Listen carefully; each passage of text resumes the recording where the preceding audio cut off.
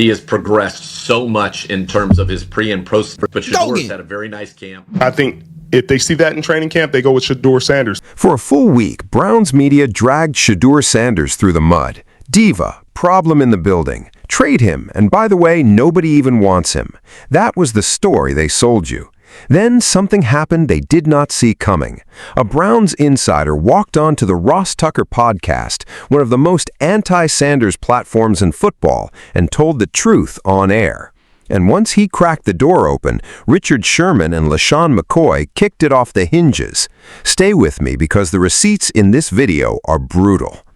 Let's rewind and set the table properly, because if you only followed national headlines, you might have missed how ugly this week actually got in Cleveland.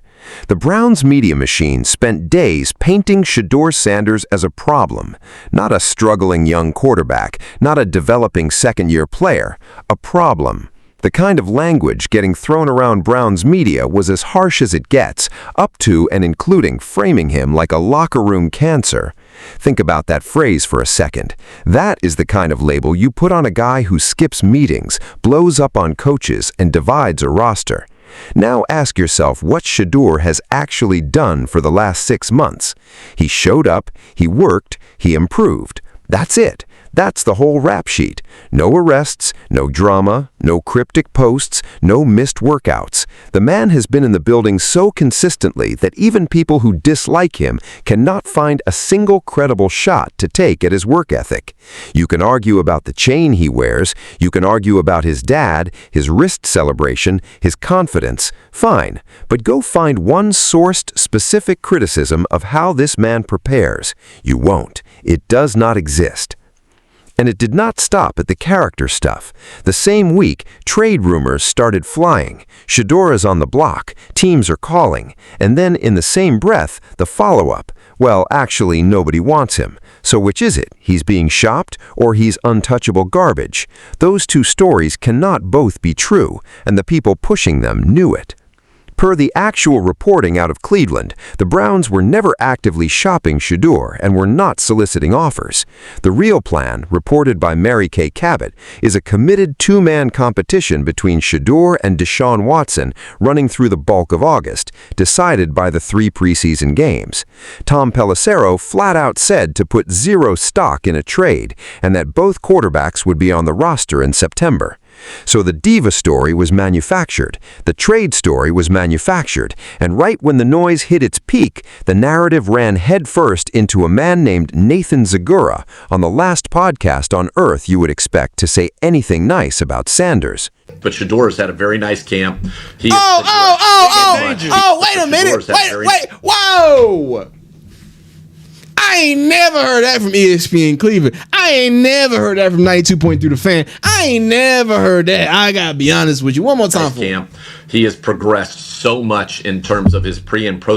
But Shedeur's had a very nice camp.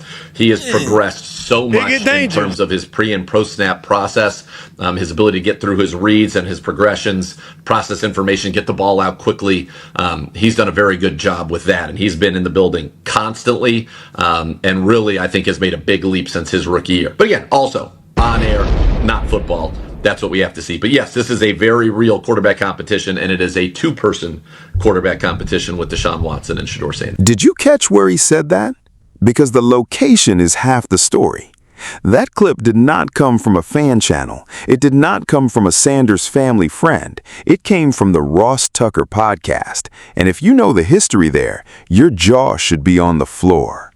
Ross Tucker has been one of the most consistently negative voices on both Shedeur and Deion Sanders for years.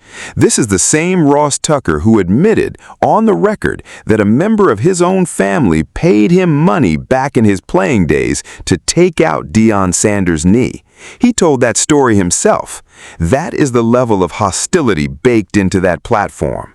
So when a Browns media insider like Nathan Zegura goes on that show, the safe move, the expected move is to pile on, feed the audience what it wants. Shedeur's a diva, Shedeur can't play, next question.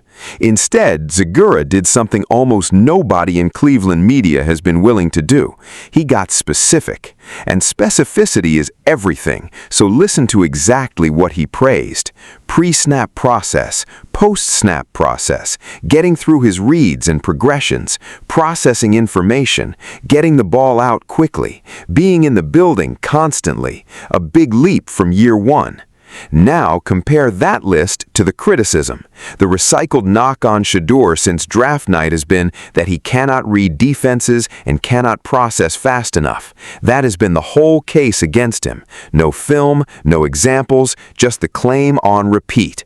And here is a Browns insider on a hostile podcast saying the exact opposite in detail. Not he looks okay, not he's trying hard. He named the precise skills the critics said Shedeur would never have, and said those are the areas where he has made the biggest jump. That is what makes this moment different from generic camp hype. Every July, some reporter says some quarterback looks good. That's noise. This is a checklist rebuttal of a 2-year smear campaign delivered by someone with zero incentive to help Shedeur in front of an audience trained to boo his name. And Zegura closed with the part the trade rumor crowd hated most. This is a very real quarterback competition. 2 men, Deshaun Watson and Shedeur Sanders. Field Yates has called it the truest quarterback competition in the NFL. So the guy they told you nobody wanted, the guy they told you was poisoning the locker room, is officially standing toe-to-toe with a $230 million quarterback for the starting job in Cleveland. The insiders flipped. Next came the former players, and they did not whisper. The trade rumors, which we know were just made up. I think sometimes it's like, because he's in Cleveland and they don't win, and they don't do much good things in football, and then you bring in Deshaun Watson, where a guy that's owed all this money, you're not going to see Shedeur like we want to. Let him go to a team where he's running the show. I think a fresh start from him, because he's still young, he's only in his second year, a fresh start for him would be excellent. The kid is a superstar in this league, and he just needs the opportunity to show it. The few flashes that we seen last year as a true rookie, right? And all the stuff he dealt with the coach, you know how bad he was. And then they had Dylan Gabriel, actually thinking he was going to be an NFL player for more than 3 years. Now, if you put Shedeur Sanders on a real team, get him some real coaching and some support behind him, bro, who knows? Because the last time I know, when he had that support, he had that chance. He did great things in Jackson State, and he did great things in Colorado. The media called him untradeable. An NFL veteran just called him a superstar. Those are not the same sport. Sit with what LeSean McCoy just said. A superstar in this league. Not a project, not a camp arm. A superstar who needs an opportunity. And remember, Shady is not some blind Sanders loyalist. In that same conversation, he pushed back on the college production, saying everybody looks good in college. He is skeptical, and even the skeptic's version of the take is this kid is a superstar who deserves a real shot with real support. Now, here's the part of the McCoy segment that should make Browns fans sit up straight. When the conversation turned to who starts, Shady did not hesitate. He said Deshaun Watson is going to start this season no matter what. Of course he is. And why?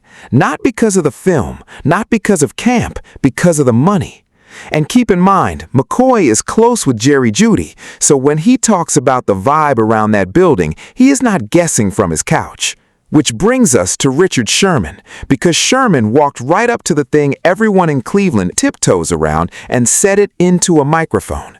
His read is simple. If Shedeur looks in training camp the way he looked the last few times he was on an NFL field, they go with Shedeur Sanders. The only thing that changes that math is if the Browns feel obligated to the $50 million a year sitting on Watson's contract. And when Sherman brought up the talent and pedigree, there was laughter in the room. Laughter, because everyone knows what the last several years have looked like. Deshaun Watson is a 9-year veteran on a $230 million fully guaranteed deal, widely called one of the worst contracts in NFL history, coming off 2 Achilles tears that wiped out his entire 2025 season.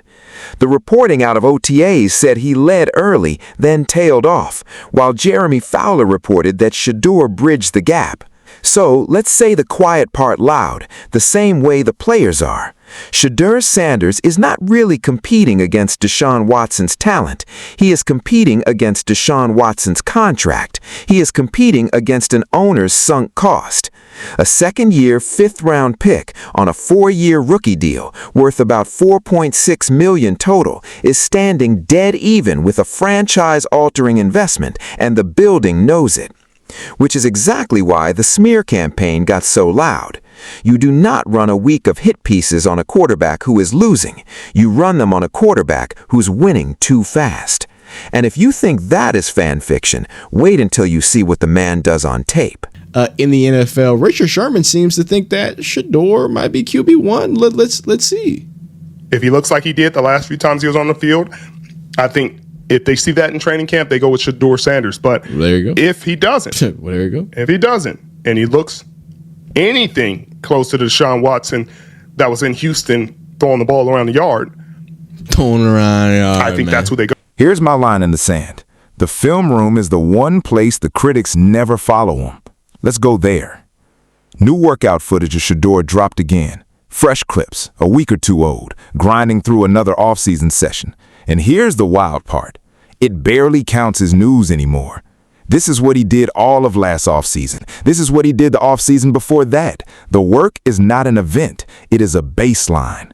The birds, the bees, and the trees all agree this man puts in work, and even the loudest haters have quietly given up attacking his preparation because there is nothing there. Go search for one credible knock on his work ethic. People have looked high and low. Nobody has anything. So, let's talk about what all that work looks like when the lights come on, because the tape from his rookie year tells a story the box score never did. There is a play where the right guard gets absolutely smoked off the snap. A blitzer comes free through the A-gap, untouched, dead run at the quarterback. This is the exact situation where the stat sheet quarterbacks fold, sack, fumble, drive over. Shedeur makes a grown NFL defender touch the ground, a full-speed rusher, and the quarterback puts him on all fours with a move straight off a basketball court. Allen Iverson stuff. Then, with the pocket collapsing, somebody cracks him, and he still finds his tight end and gets the ball out. That is not a system throw. That is not scheme. That is a playmaker surviving a busted protection and turning a disaster into a completion. And this is where the numbers crowd needs a reality check. Yes, the rookie stat line was rough. 7 starts, 1,400 yards, 7 touchdowns, 10 picks behind protection that got him hit like that. But that same rookie hung 364 yards and 4 total touchdowns in Tennessee in Week 14. Took the job from Dylan Gabriel at halftime of the Ravens game and never gave it back. The low QBR they keep quoting had defenders counting blades of grass. Now zoom out to the actual plan, because it matters. Per Cabot's reporting, this competition runs through the bulk of August and gets decided by 3 preseason games. Real football, not narratives, not talk radio, not anonymous whispers. If it comes down to what happens between the lines, a second-year quarterback who has made a big leap in a building he never leaves against a 9-year veteran coming off 2 Achilles tears, that is not the mismatch Browns media wants you to think it is. In fact, everyone keeps saying it without saying it. There is a different vibe with Shedeur. The insiders feel it. The players see it. The tape backs it. Shedeur hits him with the A. He asked Myles Garrett for advice for a reason. He said, I ain't gonna spin on him, but I'm gonna make him touch the ground. Oh, why do you think Shedeur shouldn't be able to play football? Why do you think? Because he makes grown men touch the ground. Only hoopers do this. Allen Iverson and them folks do that. This is a hooper. Touch earth. 1 week ago, they told you nobody wanted this man. Look at everything you just watched and tell me who you believe. Let's put the whole week back together, because the timeline is the story. It started with Browns media running the diva angle and the locker room poison angle, with 0 specifics attached.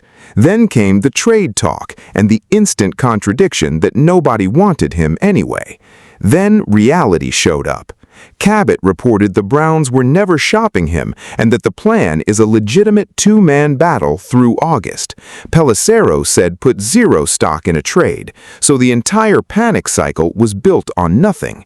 Then the flip. Nathan Zegura, a Browns media member on Ross Tucker's podcast of all places, praised the exact skills the critics swore Shedeur would never have. Pre- and post-snap process, reads, progressions, quick trigger, big leap from year one, constantly in the building.